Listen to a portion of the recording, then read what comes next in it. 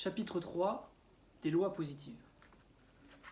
Sitôt que les hommes sont en société, ils perdent le sentiment de leur faiblesse. L'égalité qui était entre eux cesse et l'état de guerre commence. Chaque société particulière vient à sentir sa force, ce qui produit un état de guerre de nation à nation. Les particuliers, dans chaque société, commencent à sentir leur force. Ils cherchent à tourner en leur faveur les principaux avantages de cette société, ce qui fait entre eux un état de guerre. Ces deux sortes d'états de guerre font établir les lois parmi les hommes. Considérés comme habitants d'une si grande planète qu'il est nécessaire qu'il y ait des différents peuples, ils ont des lois dans le rapport que ces peuples ont entre eux, et c'est le droit des gens. Considérés comme vivant dans une société qui doit être maintenue, ils ont des lois dans le rapport qu'ont ceux qui gouvernent avec ceux qui sont gouvernés, et c'est le droit politique. Ils ont encore dans le rapport que tous les citoyens ont entre eux, et c'est le droit civil. Le droit des gens est naturellement fondé sur ce principe, que les diverses nations doivent se faire dans la paix, le plus de bien, et dans la guerre, le moins de mal qu'il est possible, sans nuire à leurs véritables intérêts. L'objet de la guerre, c'est la victoire. Celui de la victoire, la conquête. Celui de la conquête, la conservation. De ce principe et du précédent doivent dériver toutes les lois qui forment le droit des gens. Toutes les nations ont un droit des gens, et les Iroquois même, qui mangent leurs prisonniers, en ont un. Ils envoient et reçoivent des ambassades, ils connaissent des droits de la guerre et de la paix. Le mal est que ce droit des gens n'est pas fondé sur les vrais principes. Outre le droit des gens, qui regarde toutes les sociétés, il y a un droit politique pour chacune. Une société ne saurait subsister sans un gouvernement. La réunion de toutes les forces particulières, dit très bien Gravina, forme ce qu'on appelle l'État politique. La force générale peut être placée entre les mains d'un seul, ou entre les mains de plusieurs.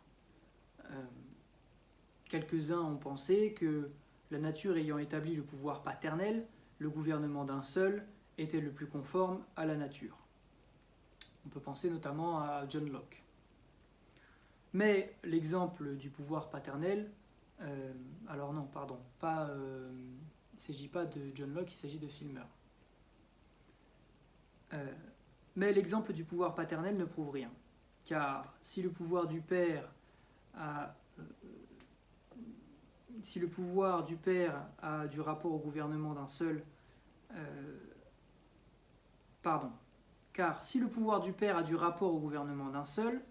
après la mort du père, le pouvoir des frères ou après la mort des frères, celui des cousins germains, ont du rapport au gouvernement de plusieurs.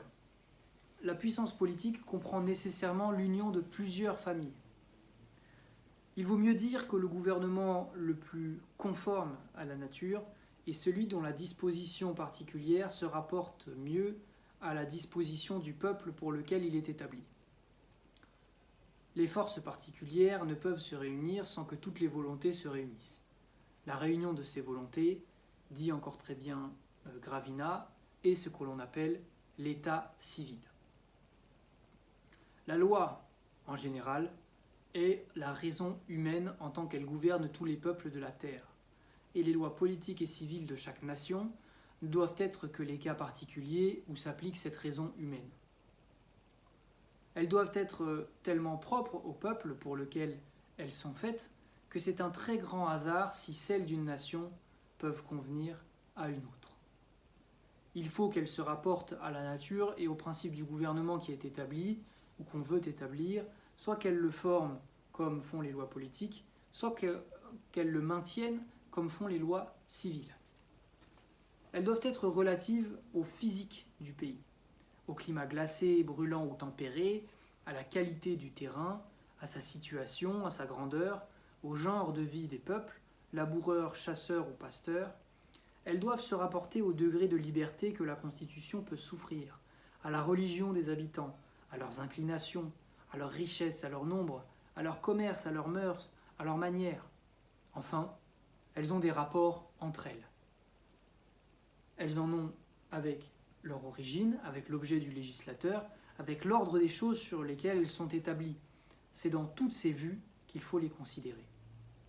C'est ce que j'entreprends de faire dans cet ouvrage. J'examinerai tous ces rapports. Ils forment tous ensemble ce que l'on appelle l'esprit des lois. Je n'ai point séparé les politiques des civils, car comme je ne traite point des lois mais de l'esprit des lois, et que cet esprit consiste dans les divers rapports que les lois peuvent avoir avec diverses choses, j'ai dû moins suivre l'ordre naturel des lois que celui de ces rapports et de ces choses. J'examinerai d'abord les rapports que les lois ont avec la nature et avec le principe de chaque gouvernement, et comme ce principe a sur les lois une suprême influence, je m'attacherai à le bien connaître.